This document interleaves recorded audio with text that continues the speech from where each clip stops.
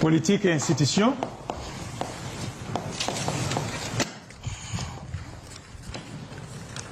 Nous aurons la Cour suprême,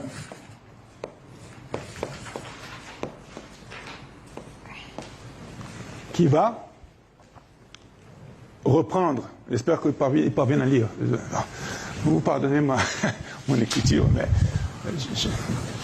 la Cour suprême va prendre, elle sera étendue, elle va absorber les CAM, elle va absorber le Conseil constitutionnel, et elle sera le pilier principal de notre système institutionnel et démocratique.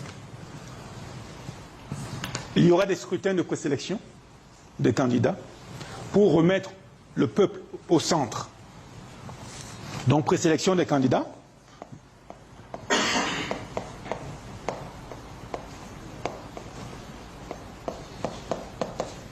Présélection des candidats. Les gens vont commencer à se moquer de moi. Non, c'est lisible, c'est très lisible. C'est lisible. La Cour suprême, il y aura une présélection des candidats. Et ça, c'est lié au problème auquel on fait face maintenant. Aujourd'hui, on a constaté qu'un homme politique dont la légitimité populaire ne peut être contestée est artificiellement écarté du jeu électoral. Et ça pose un gros problème. Et je l'ai vu venir, j'ai vu venir ce problème.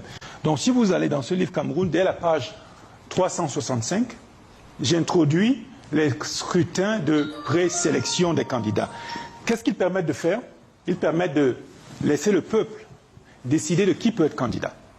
Concrètement, voici ce que la Cour suprême fera sous ma présidence, avec la nouvelle Constitution.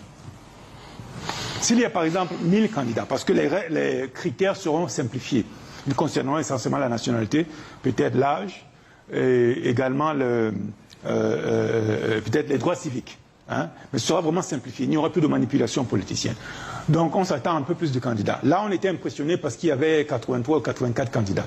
Moi je parle même d'une hypothèse de 1000 candidats. Hein.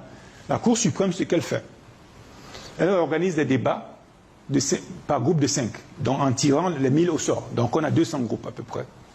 La Cour suprême tire les 1000 au sort, comme à la Coupe du Monde. Elle organise les débats en ligne par groupe de 5.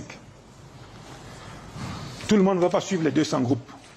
Mais ce que la Cour suprême fera, c'est qu'elle va enregistrer tous ces débats, elle va les mettre sur son site, et les gens pourront voir plus tard ce que les divers candidats proposent. Première semaine. Deuxième semaine, parce qu'il faut au minimum 3 débats. Deuxième semaine, elle refait un tirage au sort, elle forme les mêmes groupes de 5, on reprend l'exercice, c'est enregistré, c'est publié sur le site de la Cour suprême. Troisième semaine, idem. Au bout de ces 3 débats, les gens pourront choisir sur leur téléphone, parce que l'État va donner les téléphones à tout le monde, avec un chargeur solaire en attendant que l'électricité arrive partout, et la connectivité dans l'application de l'État. Donc on va en parler tout à l'heure. Dans ces téléphones, il y aura une application de l'État dont l'usage sera gratuit parce que l'État et compagnies qui fournissent Internet, y compris du ciel. Donc le problème de connectivité pour l'usage de cette application ne seront pas là parce que c'est une application de l'État et l'État sera le principal responsable financièrement de l'usage des data pour cette application. Donc dans cette application de l'État, les gens pourront voter dans le scrutin de présélection de manière électronique et les candidats qui auront eu 5% ou plus lors de ce scrutin de présélection seront retenus comme candidats et auront une allocation budgétaire pour leur permettre de faire campagne sérieusement. Ceci fera 2 choses.